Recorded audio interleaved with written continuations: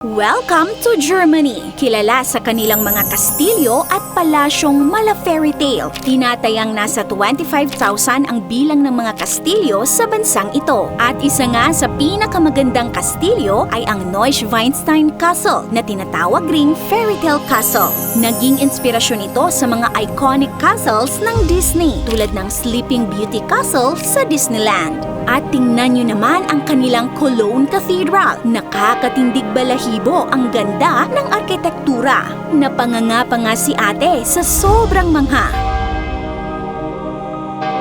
Alam nyo ba, umabot ng 632 years bago matapos ang cathedral na ito. At meron ding mga tulip farm ang bansa. Grabe, sobrang puti ng ilog nila. Kung maliligo ka siguro dito ay para ka nang naligo sa gatas.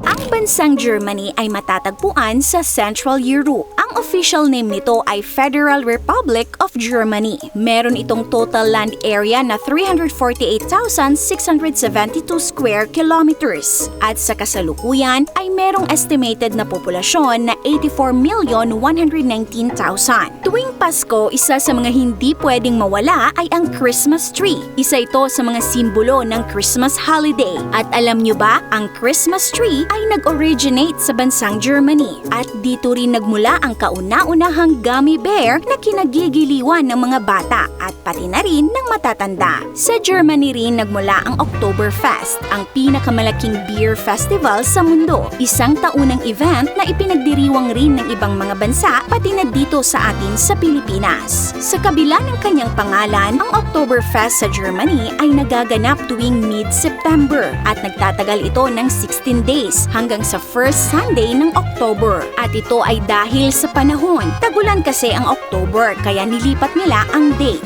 Isa sa mga dinadayo ng mga turista sa Germany ay ang Cologne Cathedral na matatagpuan sa siyudad ng Cologne. Napabilang ito sa UNESCO World Heritage Site. Nagsimula ang construction nito taong 1248 at natapos noong 1880. Makalipas ang 632 years. Meron itong taas na 157.22 meters. Isa pa sa mga must-see tourist destinations sa Germany ay ang bayan ng Rothenburg ob der Tauber. Napaka-magical kaya itinuturing ng marami na isang fairy tale town. At ito ang pinakakilalang landmark sa bayang ito, ang Plön Line. Isa ito sa most photographed spots sa bayan. Isa rin sa nakatagong hiyas ng Germany ay ang Gerold Sea, isang mountain lake na kilala sa kanyang napakagandang landscape. Matatagpuan ito sa Bavaria, Southern Germany. Nandyan din ang sikat na love locks ng Hohenzollern-Brücke Bridge na matatagpuan sa syudad pa rin ng Cologne. Sa tulay na ito naglalagay ang mga couple ng padlocks at itinatapon nila ang susi sa Rhine River bilang simbolo ng kanilang walang hanggang pagmamahalan. Libu-libong padlocks na ang nasa tulay na ito. At syempre, nandyan din ang Neuschwanstein Castle, ang pinakadinadayong kastilyo sa Germany at isa sa pinakapopular na tourist destination sa Europe. Matatagpuan ito sa tuktok ng bundok sa Bavaria. Mula dito ay matatanaw ang napakagandang landscape. Ilan pa sa mga nagagandahang kastilyo ng Germany ay ang Eltz Castle,